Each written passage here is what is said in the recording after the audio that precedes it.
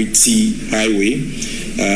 He's already spoken about the Golden Orbital Motorway, which is a novel intervention in the road sector. But aside that, will be the Western Corridor, Elugo to Enchi to Sunyane, my hometown, to Wa to Hamele Road. Then the Pumakom Boko Boga Tumu Wa Road.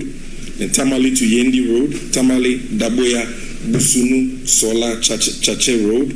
Then Sako Nakpanduri Bunkrubu Road. Then Yendi to Saboba to Wapuli Triponi. All these road projects are captured black and white in our manifesto. In Kwanta to Pasa for our brothers and sisters in the OT region, that one too will be worked on. Abu, Insawam, Adeso, Bodriase, Aguna Swedro to Mankesim Road, Bunkrugu, Nankpanduli, Walewale, Baweme's hometown, which he has abandoned, to Riase to Wa Road will also be done. Brekum, Sampa, Banda Inkro, New Longoro, Kentampo, Prime will be done. Then Agogo, Dukosein, Anyinufu, Sineso, Atebubu Road will also be done. Keta, Denu, Ho, Have, Pandu, Urawara to Dambai Road. So here also, Yamipia and Crown Kwanta, Doma Inkro. Then Chariburi, Bumbunu Road. Then Kumasi to Amian Kwanta to Cape Coast Road. Then Asikuma, Anum, Gemini Road. And Abakrampa to Asumdwe Road. So these are specific road projects that the NDC is committing to. Very strategic, very critical to the transformational agenda of the NDC. Now, ladies and gentlemen, at this stage, we're going to take another presentation on an issue that is very dear to the hearts of many Ghanaians. An issue that is very dear to the hearts of President Mahama and especially our vice presidential candidate, Professor Nana Jinubu-Kwejiman. It's about business development. What will the next NDC Mahama government do to empower businesses, to support businesses, to create a congenial atmosphere for businesses to thrive, and through that, create sustainable, decent, well-paying job for the teeming unemployed people of this country? And to address that, address us on that is a spokesperson for business development, our sister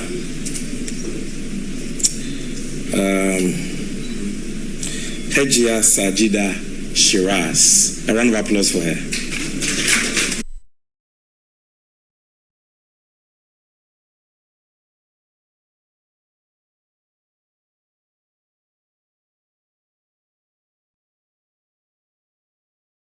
Esteemed comrades, ladies and gentlemen of the press, citizens of Ghana, my name, as he said, is Hajia Sajida Shiraz, and I'm the spokesperson for business development, trade and industry. The NDC 2024 manifesto, which seeks to reset Ghana, as you know, is anchored on jobs, accountability, and prosperity. This makes business development for jobs a priority for the incoming NDC government. Ladies and gentlemen, we all bear the brunt of the unprecedented crisis Ghanaian businesses are facing today.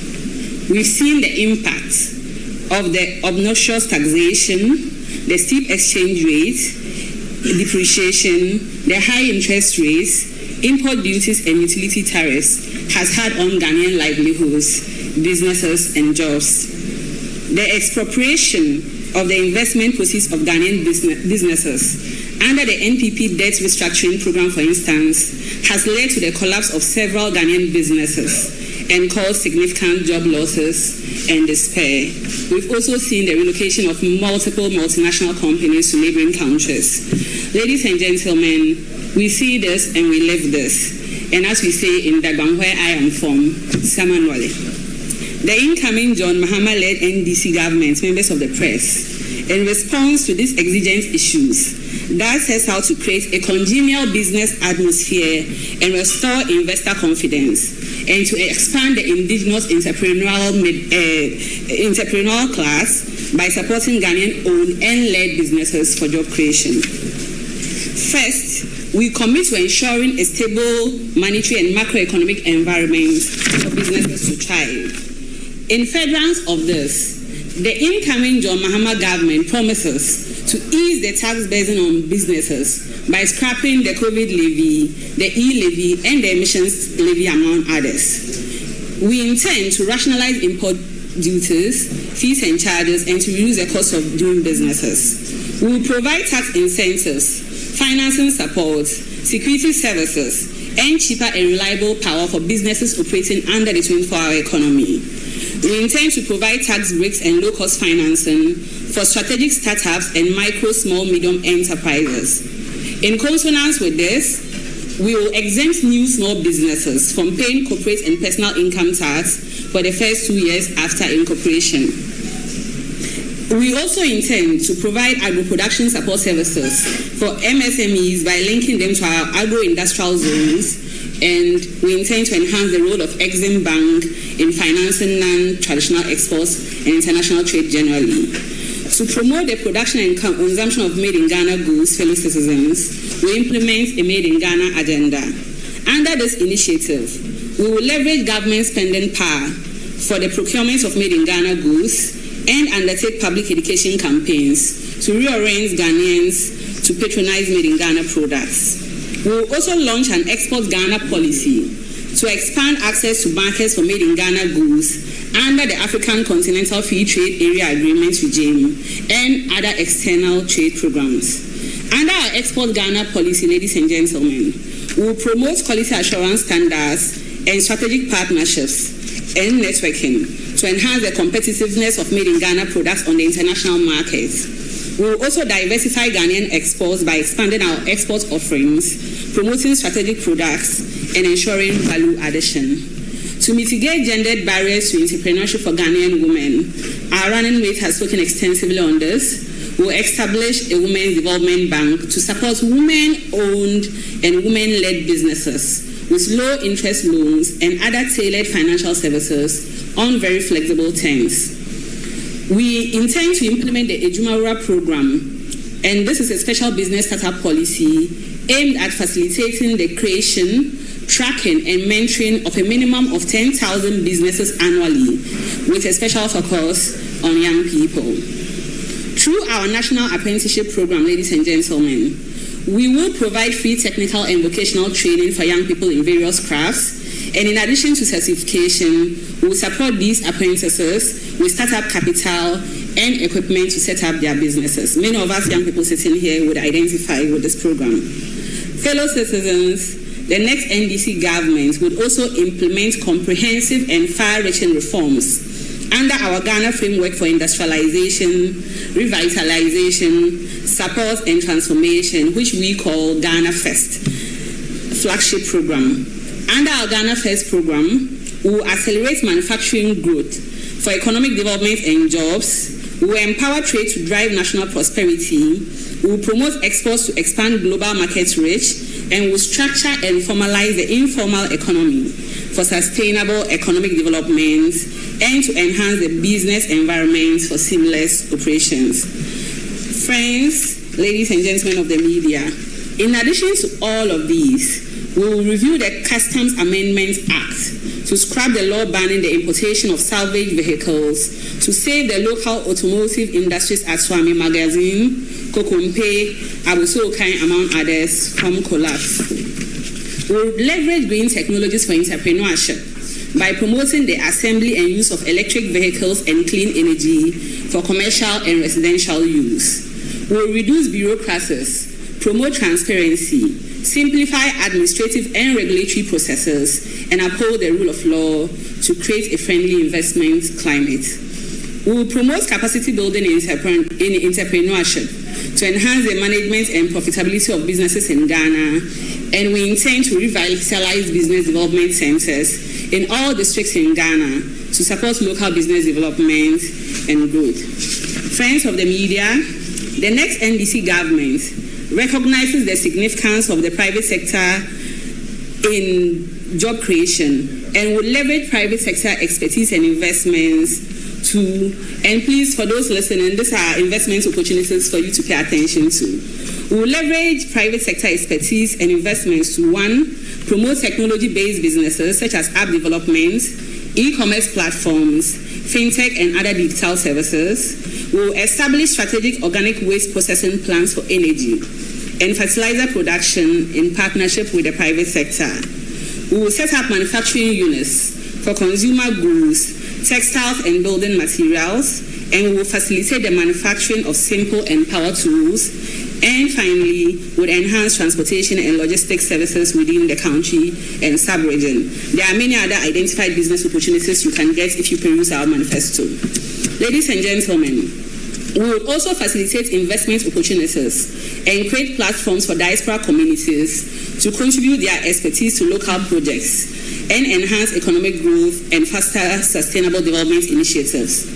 We will facilitate and catalyze foreign direct investments by streamlining regulatory regimes, ensuring a stable macroeconomic environment, and broadly improving the ease of doing businesses. The policies presented to you, ladies and gentlemen, are by no means exhaustive, and I would encourage all of us to engage with the full 2024 manifesto on resetting Ghana, to read how the incoming NDC government proposes to improve the business ecosystem. Permit me, however, to summarize and re-echo what President John Dramani Mahama makes as commitment to the Ghanaian people under the business development sector. President John Mahama promises that under his government, businesses will thrive. He guarantees that every Ghanaian, regardless of age, ethnicity, religion, or how they vote, and this is important, will have a fair access to public support services.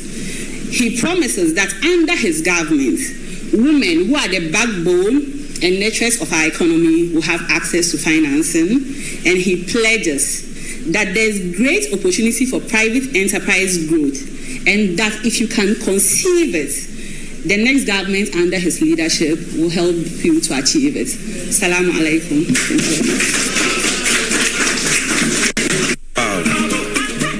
She said that President Mahama promises that under his leadership, businesses will thrive. That is very profound, because businesses are suffocating under the yoke of the bad policies and the excessive taxation that they've been subjected to by this insensitive Akufo-Addo Bawumia government. And so President Mahama is promising something totally different. And that is what our sister just took us through. And for me, what got my attention, which is worth highlighting over and over again, are the crippling, draconian taxes that John Mahama is coming to abolish. COVID living, there hasn't been much talk about that, but we need to amplify it. Ghana is the only country in the world today charging its citizens COVID-19 levy, almost 2 years after COVID has subsided. And President Mahama is saying that that is unacceptable. He's coming to scrap it. The e-levy too will be scrapped. And forget about the fact that someone too is promising to scrap it. If President Mahama had the power to scrap it today, he wouldn't defer it because he needs a manifesto, or because he will not have anything to do tomorrow if he scraps it. If President Mahama had the power, he would have scrapped it today. That is something that is worth noting. So emissions levy, e-levy, COVID levy, betting levy, and more importantly, the reforms she spoke about, of the VAT, very important. We want to exempt micro and small businesses from paying VAT. We want to abolish the 3% VAT flat rate and introduce a standard uniform VAT, administration system. And the sweetener is a 2-year tax holiday for new micro and small businesses, because we want them to have a certain respite, sound peace of mind, if I can put it that way, to establish themselves properly before they begin to pay corporate taxes and personal income taxes. And these are policies that we believe will create the necessary congenial atmosphere for businesses to thrive. Because let's face it, Nivea is gone, Lipton Tea is gone, Big Pen is gone, Glovo is gone, Jumia Foods gone. All these businesses are leaving Ghana, and they are not going to the United States of America. No, they are not going to first world countries. They are leaving to Nigeria. They are leaving to Cote d'Ivoire. They are leaving to next door Togo. That should tell you that Ghana has lost its place of pride as a preferred destination for FDI and business investments. And that is what John Mahama and the NDC are promising to bring back. And finally, to emphasize that the Women's Development Bank is something that we will need you, the media, to trumpet. First of its kind, a clear game changer that is going to ensure that Ghanaian women are able to rise again. And for me, the catch there is that all the workers will be women. It's important that we stress that. And Shamima is very particular about that. The gender people are very particular about that. The bank managers will be women. The tellers, the staff, the board members, the drivers and security personnel will all be women. Because we believe in the capacity of the woman, the Ghanaian woman, to manage, their own affairs. So with these few words, we thank our sister Sajida for that beautiful presentation on business development. We are now moving to the last subject for today. A very important subject, because you can have all the brilliant policies, all the far-reaching, well-thought-through policies for infrastructure development, for business development, and what have you. But without good governance, without combating and controlling corruption, you will go nowhere. Because that actually is our bane. Waste, profligacy, opulence, greed, selfishness, nakedity, and corruption. And John Mahama is promising a new paradigm shift. You heard him speak about some of the key policies that he'll be rolling out to promote good governance and to combat corruption. But today, the Son of Man will be taking us into the details of our policies. You know who the Son of Man is? The ranking member for scandals and the member of parliament for the good people of North Tongue. I think he's doing a yeoman's job, not only for his constituency, but for Mother Ghana. With a round of applause, let's welcome Honorable Ophir Blanket to the microphone.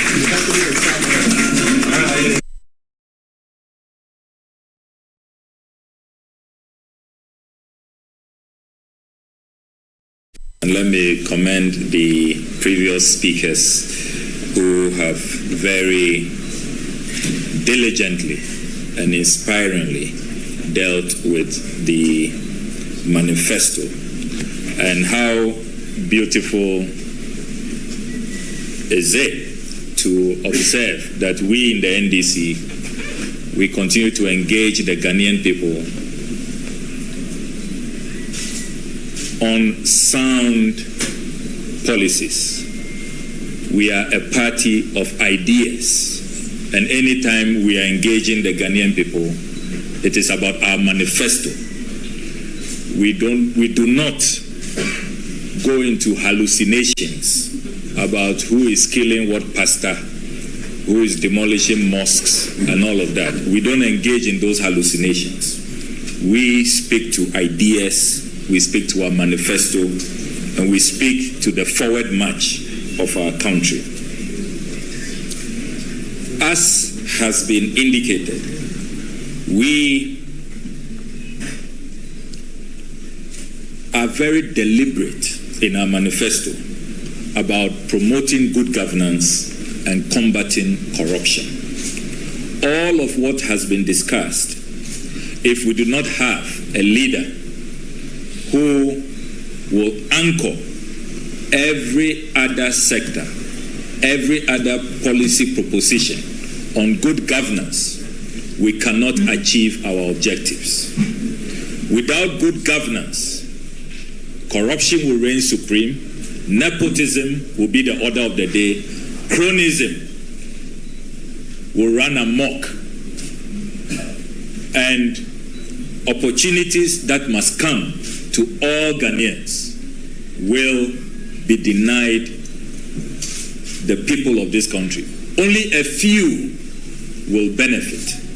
And that is why we in the NDC are talking about resetting Ghana.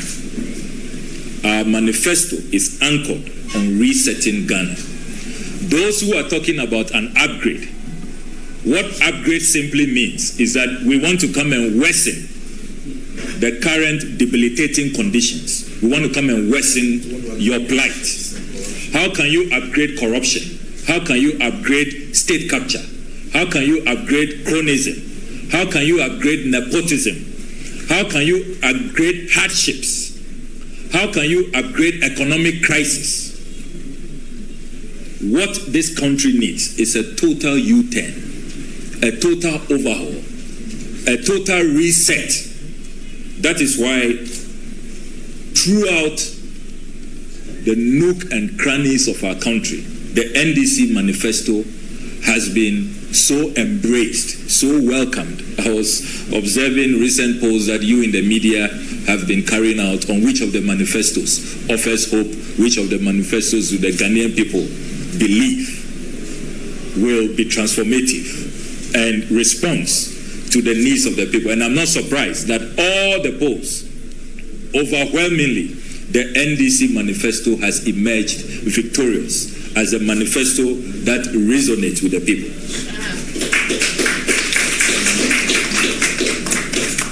So I'll run through our big ticket items on governance and combating corruption. Number one, key amongst them, constitutional reforms. If you read the NDC Resetting Ghana Manifesto, President Mahama is pledging major constitutional reforms. Fortunately for the NDC, Professor John Evans Atta-Mills has done the heavy lifting. God bless his soul. May his soul rest in perfect peace. He set up the Constitution Review Commission. Over 700 pages of work conducted. President Mahama is saying that his mentor's work will not go waste. Remember that before we left office, he set up a Constitution Implementation Committee chaired by Professor E.V.O. Dankwa. Unfortunately, the Akufo-Addo government abandoned constitutional reform. We are saying that we are going to go back to the Constitution Review Commission's report, go back to the Professor E.V.O. Dankwa's Implementation Committee report, and we will implement the recommendations. These proposals will be anchored on reducing the power of the president. Many experts, many governance analysts have decried the overbearing nature of the Constitution, which creates an imperialist president, a president who has so much power and is virtually uncontrolled. It is only in the NDC that you can find presidents who will say that even though the Constitution gives us so much power, we want to curtail those powers. So Professor Mills set up the Constitution Review Commission. President Mahama set up the Constitution Implementation Committee. And again, President Mahama is saying that he is going to go back to constitutional reforms, conclude the work that was started. And we are really glad about that. Some of the things you will see at the end of this constitutional reform process is that, for example, we are going to have MMDCs elected. We are no longer going to appoint them. For example, you are going to see at the end of this constitutional review process that Parliament is going to be strengthened. That constitutional provision which says that majority of ministers should come from Parliament is going to stop, so that you decide. You either want to be a legislator or you want to be an executive. The president is also then going to have a free hand to appoint ministers from everywhere. Best brains, best expertise to help him develop this country. He is not going to be restrained because of the constitutional provision. Key amongst the constitutional review items that you can expect is that President Mahama is saying that we are going to take a second look at Article 71 of our Constitution. So ex gratia will be abolished. He does not believe that we should continue with this practice of ex gratia to a few Article 71 office holders. And in the process, he is going to put together the Presidential Emoluments Committee, combine that with the Fair Wages and Salaries Commission. So we have one body. So we don't have two class of workers in our country. Article 71 workers who are treated specially and differently, and then the rest of the Ghanaian workforce. So these are some of the key highlights that you are going to see at the end of the constitutional reforms that are going to take place under incoming President John Dramani Mahama, inshallah. When you also read the manifesto, President Mahama is promising a new paradigm of ethical and incorruptible leadership. He says that he is going to lead by example. So the fight against corruption is not going to be fighting the corruption of my predecessor. Everything that happens by my appointees, I am a clearing agent, so I don't see it. President Mahama is saying that he will not be a clearing agent. He will expect the highest standard of ethical and incorruptible leadership. If you cannot meet that gold standard, then you have no business serving in his government. And I think that we have to applaud President Mahama for that. President Mahama is also saying that he is going to drastically reduce the size of government by appointing not more than 60 ministers. And you've heard him say this time without number. He's very passionate about it. In addition to that, if you read our manifesto, some people had 60 and then they ran to go implement, to go announce 50. When they are the people with the worst record under this fourth Republican dispensation, appointing over 100 ministers. But you see, they just stop at 50 ministers. We go beyond. The NDC manifesto is saying that we are going to streamline and realign the government. There is no reason why we should have a separate ministry for railway and transport, a separate ministry for sanitation and local government, separate ministry for tourism and chieftaincy. President Mahama is saying we are going to do major realignment, streamlining of all of these ministries. Then in addition to that, he doesn't stop there. The lean and efficient government that President Mahama is talking about. He is also saying that all of these amorphous presidential staffers who have mushroomed overnight, and we have been raising concerns in Parliament, they don't listen to us. As we speak, some of the portfolios of these presidential staffers, when you hear it, you collapse. Ghana is currently paying somebody who calls himself a diaspora church mobilization officer. Can you believe that? He's also a presidential staffer who is mobilizing the churches all over the world. And only Ghana must pay for it. He didn't go to the UN so that we all contribute, so that all governments, all countries will contribute. Only Ghana is paying for a diaspora church mobilization officer. Ghana is paying somebody at the presidency called an ambassador for diaspora youth affairs. Can you believe that? When we have a foreign minister, 2 deputies, we have 63 diplomatic missions across the globe. Yet we have to pay somebody at the presidency to mobilize the youth in the diaspora. President Mahama is saying that he's going to cut out all of this waste, all of these amorphous and nebulous and totally useless positions are going to be removed, and he's going to run the most efficient and lean government in the history of our country. The other thing that has excited a lot of Ghanaians under the governance thematic area of the manifesto is ORA, Operation Recover or Loot. President Mahama is saying that the next NDC government is going to ruthlessly and uncompromisingly pursue accountability by launching inquiries and forensic audits with the view of recovering all the loot. So we are serving a clear notice to all those looters who think that they are going to keep the loot. The Ghanaian people are saying that they are going to vote for the NDC so that we will recover all the loot. And I can quickly run through a few of the obvious targets. those who are keeping our $2 million under the guise of coming to deliver a sky train, and you heard the chief whip talk about it, and failed to deliver, they should very quickly, as soon as the election results are announced, if they don't want oral officials, Operation Recover All Loot officials, and I'm lobbying hard to be part of that team. I want to be part with Basitali. With Basitali, as my deputy.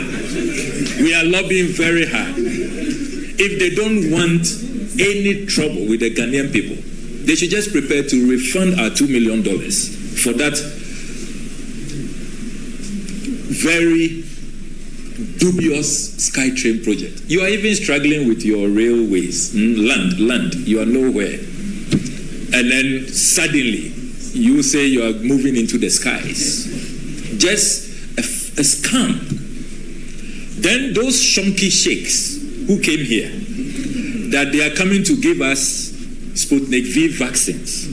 And the former health minister, Jimamenu, said COVID, he was so confused, he wasn't thinking straight. So he allowed those shonky sheikhs to deceive him. They should prepare. Our $2 million will have to be refunded.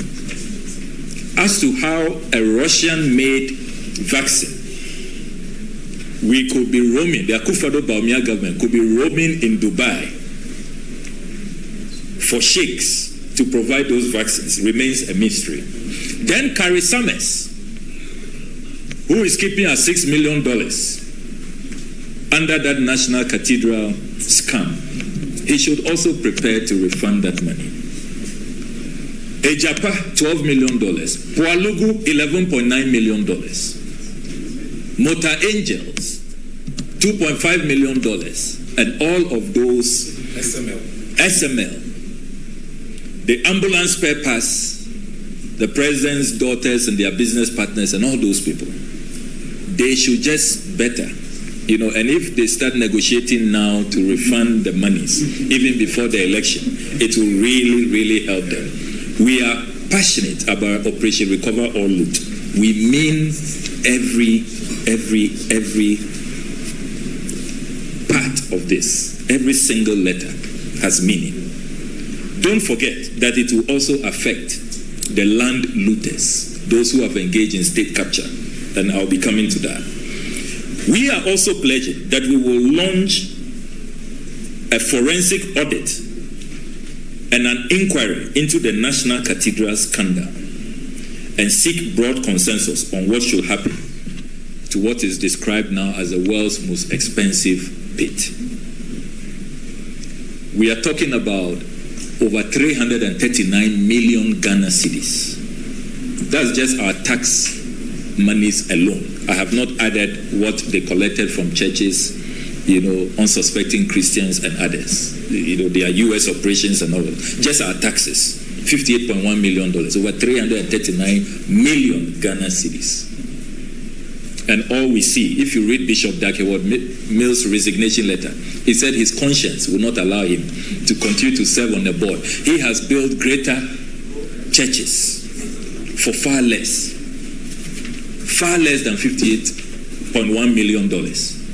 We have spent $58.1 million, and all he kept seeing is a pit, which I'm told is now described as the world's most expensive pit. There will be a full-scale inquiry. Then don't forget all the demolitions that occurred because of this National Cathedral. So there are so many aspects to this puzzle. That double identity pastor who's also keeping our 2.6 million cedis, Kusi Boateng, Kwabena Edu-Jemfi, all of those parts of this hydra-headed scandal will have a special inquiry on that. I mean, when you deceive God, you deceive the clergy, and you deceive the Ghanaian people, you must face a special consequence for that. And you can expect that the next NDC government will do just that. The manifesto also pledges that there will be forensic audits into all the scandals that have occurred. And it's a tall list. So you name them, whether it's the COVID-19 management scandal, SML, Ijapa, Masset, PDS, Skytrip, Walugu, appearance fees, the ambulance spare parts, the illegal sole source contract, all of them. It's been a government, Cecilia Dapa, it's been a government of one day, one scandal. We will go into all of them. On our campaign trail, we meet many people who tell us that we are voting for you just because of accountability. And that is why our manifesto is resetting Ghana for jobs, accountability, and prosperity. So accountability is key. The others are running away from accountability because they have been neck deep in plunging us into this quagmire. We are going to demand accountability. Our manifesto also is proposing to ruthlessly end the menace of Galamsey, which poses an existential threat. As we speak, Ghana Water Limited have put out statements that at this rate, in the next few years, we'll have to import water. They say the Pra River is gone. The turbidity levels are at a level that does not even allow them to treat water. So as we speak, central western region, parts of Greater Accra, water crisis. Only the NDC manifesto is pledging a ruthless combating of this menace, which poses an existential threat. Clearly, when you listen to the Western Regional Minister, you listen to MPP parliamentary candidates and MPP stalwarts, their regional chairman and all of that. They are complicit. They are neck deep.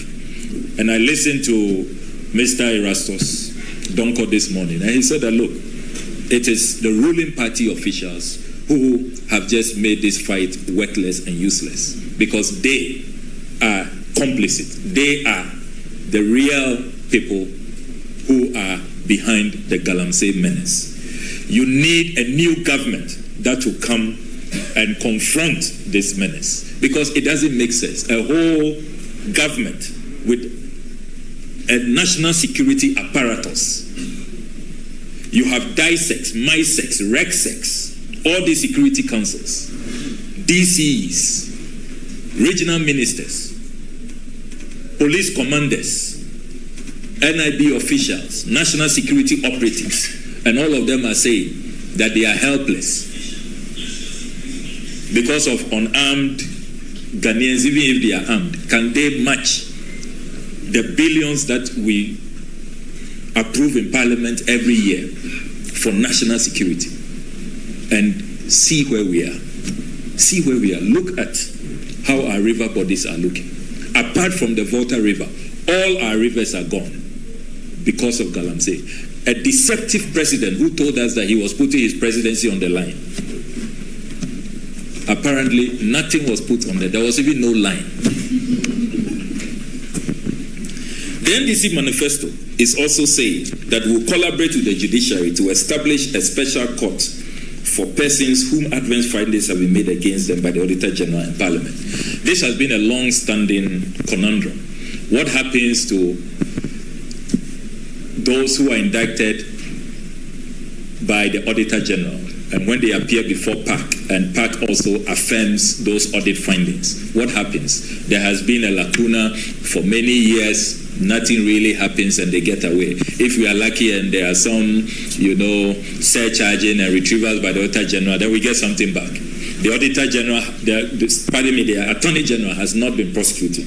We are saying that we are going to work with the judiciary to establish special courts just to deal with all of these people engaged in malfeasance, engaged in just financial diversions, blatant corruption, which is really bleeding this country. The next NDC government is also saying that we'll introduce legislation to usher in a new era of government scholarships. And I am particularly excited about this because as a former Deputy Minister for Education, working in the tertiary space, I saw how the scholarship regime was uncoordinated. So many scholarship points all over The presidency has one, under the scholarship secretariat you have the GMPC, you have Cocoa Board, you have Get Fund, and it's scattered all over the place. We are saying that for the first time in this country's history, we are going to have one legislation to coordinate scholarship, bring all of them in one pool, and align them to national development. Should we be sending people out to go and do some kind of courses? I don't want to offend anybody. How does that really align with our national development? Where should we be? What are our human resource gaps in the next 5 years, the next 10 years, the next 15 years? What should we do? You go to our districts, they tell you critical shortage of various professionals, and yet our national scholarship regime does not align with those needs. But worst of all, ladies and gentlemen, the corruption which has engulfed this country has also taken over scholarships. So you have politically exposed persons, ministers, MPs, government officials, top politicians fighting with the vulnerable, poor vulnerable people in North Tong, in Muprugu Yoyo, in Savlugu, in Adaklu, and elsewhere. Why and elsewhere?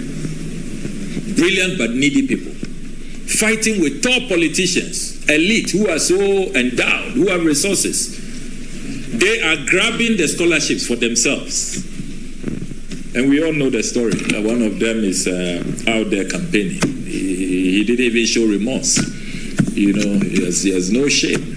They're running meetings. Yes. So we are saying that the new law will totally prohibit politically exposed persons. You are not allowed. You can't benefit. If you are a government minister serving under President Mahama, you, your wife, your children cannot benefit. No appointee can benefit from scholarships. We are going to have a law and it will be clear. And they think we don't know what they have introduced. For the first time in this country's history, you have Goro boys around scholarships where people now have to pay. They come to us always. We get the petitions. We know in Parliament, the Chief Whip is here. We have been petitioned. Goro boys, if you don't pay, how can brilliant but needy people come up with 80,000, 100,000, 120,000 cities? I mean, the corruption, it has no limits. It has no conscionable levels. Even poor, vulnerable people, they are exploiting them. So we are saying that, look, enough of this madness. We are going to have a new law to regulate scholarships and make sure that the scholarships are reserved for the poor, the vulnerable, needy but brilliant, and those who are going to pursue courses that align with our strategic national development objectives. Then we are also saying that we are going to wage a ruthless war against state capture. We are going to have a new piece of legislation that will prohibit politicians from buying state assets. We have had enough. Enough is enough. Cabinet ministers wanting to buy our hotels. Some of them die in their will. You see our forests in their will, our Ramsar site. They are willing it to Wafasi forever and all of that. We are saying enough is enough. We are going to ban all politicians from buying state assets. Then this part of the legislation also excites me. The legislation is going to make it compulsory for Ghana to have a national assets register.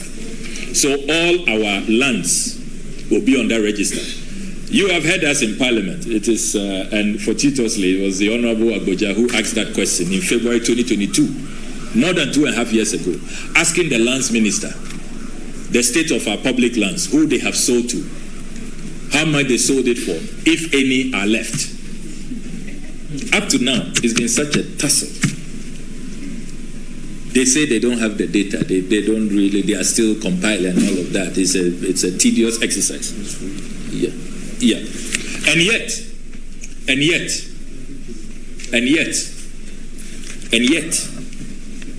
anytime they want to sell, they know where the lands are located to sell. They know where the bungalows are to demolish them and sell the land. We have been asking Works and Housing Minister, how many bungalows do we have in Ghana? They can't tell us. Those of you who follow the proceedings of the Assurances Committee. So we are saying that enough of that. We are going to have a national asset register. Everything that belongs to Ghana belongs to the Ghanaian people, you and I. Whether hotels, forests, Ramsar sites, lands, cars, everything, it will be on that register. And then all of us can protect it. The reason why some of these politicians don't want to have this register, don't want to publish the list, is because they don't want you to know what is a state asset, so that when they are selling them off cheaply, you will not be able to know. And for those of you who have followed our latest exposés, if you think that these policies are not important, just follow our latest exposés and see what we are losing. Did you follow the latest exposé on the cantonment's lands? The lands at Lawales, AU village. You saw how cheaply they sold them. Can you believe cantonment's land? They were selling a plot for just 183,000 Ghana cedis. Can you believe that? And if you see the top officials, I've published the list. Nobody can challenge that list. Kate Jemfua, she bought hers 31st August 2022. The NDC Women's Organizer. Ibrahim Mohammed Awad, then Minister of Tourism, 30th November 2020. Governor of the Bank of Ghana, Dr. Enes Yedu Addison, 31st August 2022. Elsie Aduawaji, Deputy Governor, 27th August 2020. Maxwell Opoku Afari, Deputy Governor, Bank of Ghana. He bought his from President Akufo-Addo, 31st August 2022. Joseph Boahin Edu, the CEO of Cocobon, bought his from the President, 30th October 2020. Dr. Janet Ampedu-Fofie, Chairperson, Presidential Emoluments Committee, also bought hers from President Akufo-Addo on 29th June 2022. Kwabna Mante Jektenyako, Board Member, Ghana Airport Company, President Akufo-Addo's appointee, bought his from President Akufo-Addo on 22nd October 2022. His Excellency Anselm Rasford Ajete Sowa, Ghana's High Commissioner to Canada, also bought his from President Akufo-Addo on 14th October 2020. Anna Asare Odro, former MPP Women's Organizer, Holland Chapter, bought hers from President Akufo-Addo on 25th February 2021. Ken Oforiatta's Enterprise Assurance. You know Ken Oforiatta doesn't miss out. Enterprise Assurance. Insurance? Enterprise Life Assurance. Ken Oforiatta's Enterprise Life Assurance. 15 December 2023 is when he grabbed his from his cousin. This was a family affair. Then you have Georgina Wood on the list. 50 October 2020, you have the President's appointed board chairman at SIC at the time, 14th October 2020, Kwesi Abraje Etua. You know, this is what is going on. And if you see how much people are paying, 183,752 Ghana cedis. So less than $11,000. Meanwhile, on the market, the open market, they are telling me that it's between $700,000 and 1 million Ghana cedis for a plot. Dollars, pardon me. 700,000 to $1 million. So, if you look at the exchange rate, they are grabbing this for less than $11,000. This is pure donkomi, what they call donkomi. It's just a giveaway. And what makes matters worse, they don't advertise. Nobody hears about it. If I tell you how many MPP people have called me, top, so this thing, so are they still selling? How do they even sell? I mean, how come some of us, we are also in the government, we don't hear about it? You know, even some of their own members. So this is tight, you know, need. This is inside there is real kokofu. They won't pass you. You won't hear about it, you know. We are saying that enough is enough. We are going to prohibit and abolish all of these things. I'm going to run through quickly so that we can take your questions. For journalists, we are also heavy on your welfare. We are saying that we are going to repeal all anti-press freedom laws and reverse the current climate of fear, intimidation, harassment, and safety, as well as broadening the frontiers of media freedoms and development. So all of those anti-press freedom, that press freedom legislation they've been using in the name of you have caused fear and panic and others, and then you are picked up by national security. Remember what your colleagues Caleb Kuda and others went through. Manasseh Azuri had to flee this country on 2 occasions to South Africa and to Germany. We are saying that we are going to stop that. We'll revisit the Media Development Fund so that working with GJ, the NMC, you can get financial support to enhance your career. So we are not going to be bribing journalists so that they can't carry out their work fearlessly and advance the cause of democracy as operators in the fourth estate of the realm. We will transparently have a media development fund which will seek your welfare. And we've done it before in our last government. We're going to do that again. Working with your leaders, your fraternity, will have a very transparent mechanism of assessing the fund. Then we also say we are going to reopen investigations into the major unresolved cases, including the Ayawaso West Wogon election violence, the 2020 election killings, and you've noticed that it's one of the very solid grounds that our national chairman and national executives have provided the Peace Council, 6 grounds, and top amongst them, the 2020 election killings. There ought to be justice, and we are saying that we will not forget about the families, the relatives of those 8 people who were killed. We will reopen investigations, and those who did that must face the full rigors of the law, including other unresolved murders. Your colleague Ahmed Hussein Swale, it's become a cold case. The government doesn't appear interested. We are going to reopen that. Others like Silas Wolochame, who was killed under very gory circumstances, we're going to reopen all of those killings. The next item, as I prepare to run up, we are also saying that we are going to amend the Public Procurement Act to stop the abuse of single sourcing. And we mean this.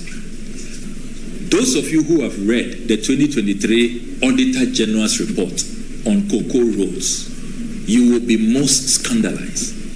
The Auditor General discovered that the Akufo-Addo government, who in opposition, promised, and they put out statements, tweets, Facebook posts, that the era of single sourcing, sole sourcing, is coming to an end. Will you believe that it is now rather the dominant procurement method? The Auditor General discovered that 87% of cocoa road contracts were single source. Can you believe that? 87%. Only 13% were competitive. Single source, which should rather be the exception. Under this government, it is the norm. Can you believe that? And the Auditor General didn't stop there. He decided to compare values. And what he found out, he was so shocked. The Auditor General discovered that when you compare the 13% awarded competitively with the 87% contracts were 3 times bloated, inflated, 3 times, 300%. So if we paid for 10 kilometers of road, we could actually have gotten 30 kilometers. Now, you know what makes this even worse? Dr. Mahmoud Bawumia's brother, Abraham Bawumia, was at the center of this scandal. His company, Resource Access Limited, the same day they gave him 2 major single source contracts. Same day. In the morning, then they call, no, it's not enough. The family needs more. Come for another one. Can you believe that? The people who said, and at the time, President Mohammed's record was just around 20% to 25% single source. Now, Auditor General, not me say or not Sami Jemfi, it's not the NDC Communication Directorate. Read the 2023 Auditor General's report. 87%. So these days, you don't hear Bawumia any longer talk about dealing with the abuse of single sourcing, because the family is at the center. He and his brothers, they are looting like there's no tomorrow, with royalties paid to Kennedy Japan. They are looting like there's no tomorrow. The NDC manifesto also pledges to usher in a new dawn of foreign relations to enhance the image of Ghana and protect diplomatic enclaves as required under international law. We are saying that we will sanction perpetrators who demolished diplomatic properties belonging to the Nigerian High Commission and the Bulgarian Embassy. We make a renewed pledge to all diplomats in Ghana that under international law, under the Vienna Convention on Diplomatic Relations, we shall protect their enclaves, and we shall make sure that we pursue a foreign policy that positions Ghana in the Committee of Nations as a friendly nation. We will not be, President Mahama will not be caught snitching on neighboring countries and virtually taking sides and engaging in diplomatic engagements and forepower which will undermine the stability, the security of our country. President Mahama would not engage in those diplomatic forepowers we have seen under President Akufo-Addo. And finally, and this is quite a personal one, I'm so excited about this one. I'm really over the moon about this one. President Mahama said, you heard him, when he outlined his 120-day, and his only manifesto so far, with what I'll do in 120 days, so you can hold me. I'm not going to come and then forget about, right from day one, I'm going to get to work. And within 120 days, you should know which aspects of this manifesto, as President Mahama is going to focus attention on. And President Mahama says that's part of his 120-day social pledge with the Ghanaian people, the social contract with the Ghanaian people. He is going to demonstrate empathetic and responsible leadership by taking steps to probe the VRA spillage from the Akosombo Bond dams. As we speak, it's been a year. People are still living in tents. 1,360 fellow compatriots. Can you believe that? Fellow Ghanaians are living in tents. And they don't want to be accountable. They don't want to even be responsible. President Mahama is saying that within the first 120 days, that will be his priority. To move the people out of the tents, to house them, and to compensate the victims of the VRA spillage. So this is the new governance paradigm that President Mahama is pledging. And you can trust him that under President Mahama, we will have ethical, we will have incorruptible, we will have empathetic, very, very considerate leadership that will reset Ghana and transform our nation and unleash the full potential of the Ghanaian people. Thank you very, very much for your attention.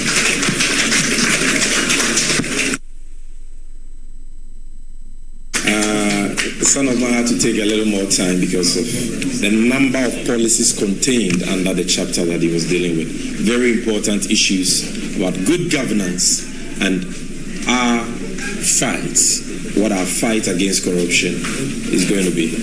I can see from your faces that you don't have questions at all. Because the issues are very succinct, clear, self-explanatory. And these issues are about Ghana. Like my General Secretary indicated internally when we're launching our campaign, the upcoming election is not a choice between the NDC and the NPP.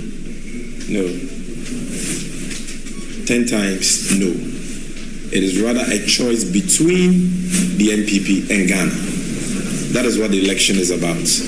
We are engaged in a struggle, a collective nationalistic, patriotic struggle to redeem and rescue the very soul of our nation and restore the dignity of our nation. And that is why the things our brother Okujetu spoke about are important. We are not going to retrieve all these stolen funds for nothing. We are retrieving them for development purposes. We are a country with only 4 MRI machines. Can you imagine? The state hospitals in Ghana have only 4 MRI machines. These are the machines that you will have to go through for a scan when you are engaged in an accident. And any of us can be in that position. We have just 4. Only a few days ago, the elevator at the Kolebu surgery department was broken down. I had to take our ranking member for help to demand for it to be fixed. Either than that, we were possibly going to lose lives, like we lost 14 innocent Ghanaians when the Renal Center was shut down over government's 4 million Ghana cedis indebtedness. So these are important issues. Can you imagine what we can do with all these billions, which a few greedy, selfish people in Akufo-Addo and Bawumia's family and friends cabal have appropriated, what it can do, the good it can do for Mother Ghana. So this is not a time to sit on the fence. This is not a time to be neutral. You cannot be neutral between good and evil. Yes, as media practitioners, you are enjoined to be impartial, but impartiality and neutrality are totally different things. So join the struggle for change. We have just 95 days more, and we are optimistic of a resounding victory for John Dramani Mahama, His Excellency, and our parliamentary candidates across the length and breadth of Ghana. Thank you very much, and we'll see you next week to talk about gender and social protection, agriculture, and the creative arts chapters in our manifesto. We are committed to an issue-based campaign. We don't engage in a campaign of insults at all, because we have a lot of policy to share with the Ghanaian people, and that is what we'll be doing throughout this month of September. So thank you. We'll be with you shortly before you leave. Thank you very much.